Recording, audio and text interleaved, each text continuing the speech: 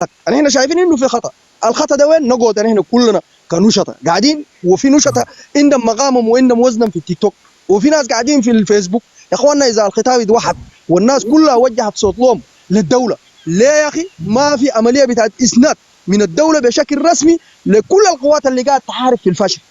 نعم. احنا دايرين تفسير. اذا ما ضغطنا نحن مثلا كناس موجودين، وهو الاعلام منه ما هو اعلام انا وانت وكلنا والناس اللي قاعدين هنا، اذا نحن ديل ما ضغطنا الناس ديل وما جي وقاعدين نتكلم لجانا لخلافاتنا مثلا القبليه اللي هي ما قاعد تقدمنا دي، اللي بيجي بسمع كلامنا منو واللي ممكن يقدر ينقذنا منو؟ ما هو الكلام ده حصل في الجنينه، الطيران ما يتحرك، قالوا يا اخي الطيران ده محظور في سماء دارفور وكده، قلنا ما في مشكله. النياله برضو ايضا كان كذلك. الان هسه الطيران ده قاعد يمشي في سماء دارفور، ده ما سماء ذات البروج، ده نفس سماء دارفور ذاته اللي ابى عشان يتدخل انه ينقذ الجنينه. طيب هسه الان هل حاليا احنا دايرين الطيران ده ليه ما يمشي يضرب نقاط بتاع التجمع وبتاع التمركز بتاع جنجويد اللي هي قاعد جنجويد قاعدين يتجمعوا من ابرم قاعدين يجوا يكسحوا الناس دي. فهو الان السقوط بتاع فاشر ده يعني احنا ما نجي نقول لك انه يا اخي الفاشر ما حيسقط والفاشر حيسقط، الكلام ده احنا ما بنقوله، لكن السقوط غاب قوسين او ادنى الان. فبالتالي احنا بنقول يا اخي ليه؟ احنا كلنا من كبيرنا لصغيرنا كل الشباب اللي موجودين في المنصات، على راسهم خالد ابو رهف، عندك احمد كسله، عندك بيش، عندك ما عارف بيبي، عندك منو، ليه؟ والانتقاد النقد البناء ده ما عيب. اذا جينا انتقدنا برهان ما بمعنى انه احنا بقينا جنجوي ولا بنكره برهان، بننتقده على انه يا اخي الطيران بدل ما يمشي يرمي قنابل عشوائيه في بيوت المواطنين الازل، يا اخي بتعرفوا مراكز بتاعت النقاد بتاعت الجنجوي، ليه ما تمشوا تضربوا الجنجوي؟ ده نقطه لازم الناس تقف عندها وتتحدث من دون اي شفته مشاعر ولا عواطف، الناس تتكلم في النقطه ده بالذات. اذا نحن ما تكلمنا اقسم بالله بكره سنبقى في خبر كان وثاني ما عندنا بلد يا اخواننا، فاشل اذا سقط نمشي نقعد وين؟ بعد بكره النازل يطلعوا لك قرار يقيلوا حاكم اقليم دارفور، يقيلوا جبريل بحكم انه ما عندهم ذاته اي وزير، والكلام ده بودينا في حلق. اذا مشيت دنقله ما حيقبلوك في دنقله ولا حيقبلوك في شرق السودان ولا حيقبلوك في اي مكان، فده هو بلدنا نحن قاعدين نضيعه يا اخواننا. كده خطوا الكوره واتا الخلاف اي ما هو اي قبيله، ما انا اقول لك فيه الكعب وفيه السمح، عندنا العنصريين وعندنا الناس اللي بيتكلموا، لكن يا اخواننا المراحل الان الهسه دي مراحل حرجه جدا، خطوا خلافاتنا اكبر مما انه نختلف. ما هو هسه الان عندنا خلاف ليه؟ لان احنا قاعدين نقرا مثلا العنصريه قاعده ليه؟ عشان عندنا بلد اصلا قاعدين نتناحر فيها، لكن بعدين اذا انت بقيت مشرد وانا مشرد هنقعد نتناقر ونعملوا لنا ارض في التيك توك مثلا، نسكنوا في التيك توك نتناقروا هنا يا اخواننا، او كل المثقفين. انا ما اقدر اقول لك كده، لكن المفروض يكون في انتقاد للدوله، المفروض يكون في انتقاد لمني، المفروض يكون في انتقاد لعبد الواحد، المفروض يكون في انتقاد لمصطفى طنبور. ليه انتوا بعتونا ونحن ما جايبين خبر؟ الفاشر بتسقط وكل الناس نيام، الفاشر بتسقط والدوله عارفه انها حتسقط بالطريقه ده، محاصرين الناس خطوم، حتى كان الليله ما تقدر توصل اي امداد الا عمليه انزال جوي، الكلام ده ذاته خطر بحد ذاته، الناس ما يقدروا يتنفسوا الا عن طريق الجو، كيف الكلام ده ذاته؟ ده ما هو ذاته مشكله في حد ذاته. يجب انه نحن بنقول للبرهان الان لو بتسمع لايفنا ولا هناك، نحن والله شفت عندنا لك اثنين فقط، يا اما انت بئت جنجويد انت راقد لك في راي ما في صبغه، يا اما الشغل اللي انتوا قاعدين تسووه ده المخطط الماشي ده انتوا ذاته جنجويد ده انتوا دايرين تقسموا حاخذ جزء من خطابك وهنكون صريحين جدا. طبعا في اي حرب المعنويات دي حاجه مطلوبه، مطلب اساسي. انت تطرقت الان لنقطتين مهمتين، اللي بتقول الان صوت الفاشر بين غابه قوسين او ادنى. انا دائما ما لما قاعدين نتكلم ما قاعدين نلمح للكلمه بتاعت السقوط، لانه دي الكلمه دي صنعوها الجنجويد. كونك انت تلمح يا اخوي نصر الدين تجي في الاعلام تقول سقوط الفاشر بين قوسين او ادنى، في ناس انت بتعرف الفاشر دي فيها مليون وشويه نسمه، ده غير الحركات المسلحه، غير الطربوره، غير الجيش، غير المستنفرين الشباب. انا ما داير نتكلم عن وضع ميداني في الفاشر، لكن ناس الفاشر هم الادنى به. بالنسبه للامدادات يا اخوي نصر الدين، انا ابشرك ربما بيبي عنده معلومات مؤكده. القوات من امبارح لو امبارح بقت تدخل في الفاشر، قوات برضه حركات مسلحه من ضمنهم من كل الطوائف، من وين بتجي دي حاجه بعلم بالله، لكن ده وقت معنويات ما في داعي نحن نجي نلمح للكلمه بتاعت السقوط. الفاشر دي لو سقطت نحن ذاتهم نقول للجنجويد مبروك عديل. نحن عارفين الصغى، عارفين الصغل، لانه الناس في ناس مقدمه واجب ميداني بالكامل. دي النقطه الاولى. الحاجه الثانيه، الحرب الحاصله دي حرب دوله، صح، اي ناشط قاعد يستخدم خطاب بتاعت انه بيجي بشكر قبيله محدده في الفاشر، بقولوا لولا فلان، لولا ما الزغاوه ما الزغاوه، لا ده حرب دوله. لو الامر تعلق بحرب الكيان ده، حدود التشاد دي بتتفتح على بكره دابيه. لكن الوقت ده يا اخوينا نصر الدين، الخطاب لا بد من يكون خطاب بتاع معنويات. يعني الناس اللي جوا الفاشر ده لو طلعوا هم اصدروا خطابات معينه او اتضايقوا، الناس دي الان ما قالوا ان احنا ناقصنا اكل. الامدادات دي نازله، نعم، كميه الامدادات اللي بتنزل من السماء ما بتعرفها كيف وما بتعرف نوع السلاح. لكن الان برضه اديك نبذه منها، نازله كميه من المسيرات. الفتره الجايه دي انت بتشوفها بعينك، والكلام ده بتشوفه بالميدان. الفاشر، المعارك الدايره في الفاشر، عشان كل الناس تعرف، دي منطقه زي الخرطوم، بين الخرطوم والجزيره، يعني منطقه ما مشى قريب للفاشر ذاته.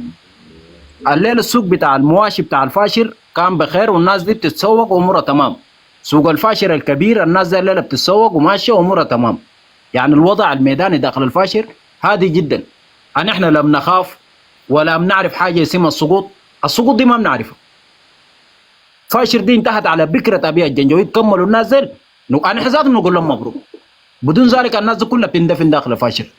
الليله القيادات الميدانيين من الدعم السريع اللي فقدهم، امشي شوفهم كم، امسك عليه من شيريا وما معروفين ذاته، امشي كل يوم بيبكوا لقيادي. المعارك الفقدوم الجنجويد الغاده الفقدوم الميدانيين داخل الفاشر في حرب السودان دي كلها ما فقدوم، غاده ميدانيين على مستوى الرتب. فانا اخوي نصر الدين ارجع اقول لك، والله الفاشر دي فيها رجال والله يسدوا عين الشمس. اذا كان الفاشر سكانها مليون نسمه، الماسكين 900,000. الجنجويد دار يجوا الفاشر اهلا وسهلا بس.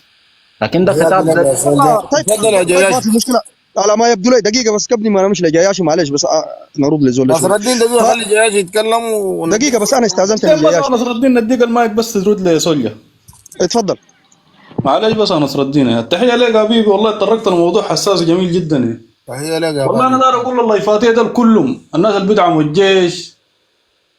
المهم الزول اللي داير يدعم الجيش ده والله يدعمه بطريقته الخاصه، لكن ما في زول يجي يفضل لي زول على زول، والله يفضل لي قبيله على قبيله. وانا مختلف. لكن ما دسستين في العسل ما بمشي يا حبيبي. احنا في 2024 كفايه فرقونا 2004 بمعتمر بتاع الفاجر ده على عثمان محمد طه، فرقنا كنا حركه واحده، الليله بقينا 600,000 حركه. ما بسبب الحاجات دي الكلام البارد ما بينفع يا حبيبي. والله ما هو انا الرساله وضعنا، هو ما ابراف، هو ما جيش ولا المركز ولا القياده، لكن هو ناشط وقاعد عنده لايف بيفتح بيتكلم. انا ما فاهم يوم الليله الصوت الاعلام ده ما هو فاشر. انا قلت له فاشر ده فور قاعدين بيشاكلوا مساليد، قاعدين بيشاكلوا زغاوه، قاعدين الناس كله قاعد يقدموا بطولات. ما تقدس قبيله ولا تقتل لنا قبيله في وش المدفع. حرب ده ما حرب زغاوه ولا حرب قبيله واحد يواجه جنجويد، ولا تجي تقود قبيله انه تشكروا ضد القبائل الثانيين. ناس كل ده بدون اسم قبيله هنا. ده رسالتنا له. ما انا فاهم الرساله، ولا احنا قاعدين في دقيقه الافتقاد جياش الناس معلش. كلها قاعدين سوا، عرفتها؟ ما في معلش قبيله براها قاعده جياش، احنا تحارب، عندنا القبائل دي كلها احنا عندنا مشكله. تحارب. جياشي معلش، احنا عندنا مشكله اكبر من كده، ودارين نحاول انه بقدر الامكان انه يا اخي الناس تفتح هنا، وبالذات اهلنا واولادنا دي. فبالتالي الكلام اللي انا داير اقوله هنا، مثلا انا قلت يا اخي انه سقوط الفاشر غاب غوصين يا ودنا، قلت له شنو؟ بمعنى انه انا داير يسقط؟ لا والله ما داير يسقط. خط وقتك انت. البلد ده لازم، اذا البرهان ده اذا ما انتقدناه هنا ما في زول بيجي بينتقد ولا نصر الدين يا نصر الدين. نعم كده خليه زول يخلص فرصته، بعدك نديك فرصه ونمشي لاحمد كسر. تمام ما مشكله. تمام. والله انت بخطابك ده نصر الدين برا وتحطم روح معنويه، عرفت؟ انا عندنا ناس هناك دارين دعمنا ودارين نرفع لهم روح معنويه. ده ما في حاجه اسمها سقوط الفاجر. سقوط الفاجر ده نحن لك ردقونا بحاجه جايه من السماء كده يدفنونا نحن وفاشرنا ودارفورنا، لكن سقوط الفاجر دي اللي على رقبنا، اقسم بالله اللي على رقبتنا. فاجر دي اللي يجي دقها بينهم على دي شيء ثاني، لكن قاعدين فيها كده ما في حاجه اسمها سقوط الفاجر يعني. والتحيه للقوات المشتركه والتحيه للجيش الموجود فيها القياده بتاعت الفرقه السادسه مشاه، والرساله اللي قادت الجيش اللي قاعدين في راس الفرقه هناك، زي ما قال يا صراحه الزول اللي ما داري يحارب ده يسلم سلاحه ويمشي بيت امه هناك. شوفوا يا جماعه، هو شوف انا داير اقول لك، انتوا الخطاب بتاع التقدير ما كويس، وما انتوا الكلام منو اللي قال لكم انه الجيش هو حارس منكم؟ ما نقدر يا اخواننا. العيب وين؟ اذا انتوا جيتوا انتقدتوا البرهان وانتقدتوا الجيش النايمين في الفرقه وما قاعدين يساندوا انا دي. دايرك تنتقد كويس؟ الجيش، لكن قاب قوسين او ادنى لا الفاشل بس خليك ضد من ده كلام خطير. انتقد. ما هو انت لو ما جيت اتكلمت كده وما جيت وريت قيادة الدوله انه الفاشل عندك لها ماشيه قدامنا، وانتوا ما دارين تجيبوا الميتين الطيران ده عشان تضربوا النقاط بتاع التجمع بتاع جنجويد ده، الكلام ده ما عيب. وانتوا لو قاعدين اصلا ما دارين تتكلموا في الحته ده اقسم بالله الكلام ده بيحصل.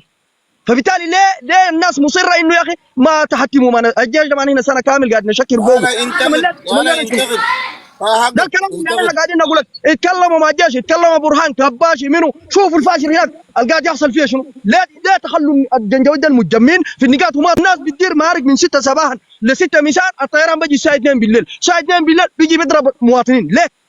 دارين نفهم الحاصل شنو في الدوله ده. الكلام ده بيقولوا منو؟ اذا ما قالوا احمد كسله ما في زول بيسمعه، اذا ما قلتوا انت يا بيبي ما في زول. خالد ابو رافع ما بيقولوا لك. خالد ابو رافع يجي يشكرك هنا ويخدرك ويفتح لايف ويقول اذا السكور ده ما وصل الف انا ما بتكلم. كويس؟ يبقى انه اذا ما حققتوا الهدف انا ما بتكلم. ده كلام فارغ ساكت. احنا دارين يا دول الدوله دي لازم يكون في شفت انتقاد حد، والانتقاد هو الببني. الليله الناس دي لما اثروا محمد صديق ده كل الشماليين دي جو سبوا للبرهان وقالوا له في شمالي ولا شاي جا قال لكم ليه تتكلموا في البرهان؟ يا دول الجيش ده ما حق برهان، الجيش ده حق الدوله. يا اما يخدمنا هنا ويحمينا هنا عشان نعرف انه الجيش ده ذاته اصلا صحيح واقف معنا هنا، ما يقعد يضربونا بجاي والجيش يجي يضرب مواطنين حقنا هنا. فبالتالي ما في زول بيتمنى انه يا اخي بلده يسقط. ليه يسقط؟ يسقط لشنو؟ ما نحن ما متمنين انه الجنينه يسقط سقط، ما متمنين انه يا اخي نيالا يكون في يد الجنجوي، بقى في يد الجنجوي. اتكلموا الكلام الصح، كلام المليان ده اقسم بالله ما تقدير وما اعرف كلام شنو ده. يا زول هاي شوف امشي فتش الفيسبوك، امشي فتش ايمن الجيش ده انت ما دامته اكثر مننا ولا رفعت له معنويات اكثر مننا، كوركنا له اي حاجه. ليه؟ عمل شنو؟ ما خلاك انت بين وابل ونيران الجنجويد في الجزيره، خلاك انت بين وابل ونيران الجنجويد في جنينه وفي نيالا وفي زالينجا، ده كله منو خلاه؟ الجيش خلاه. طيران حق ابو منو حقنا هنا ده من جهه منو؟ من جهتنا هنا، جبايات على شنو قاعدين الدوله دي ممشينا هنا. اذا ما تقعدوا تهينونا هنا يا اخي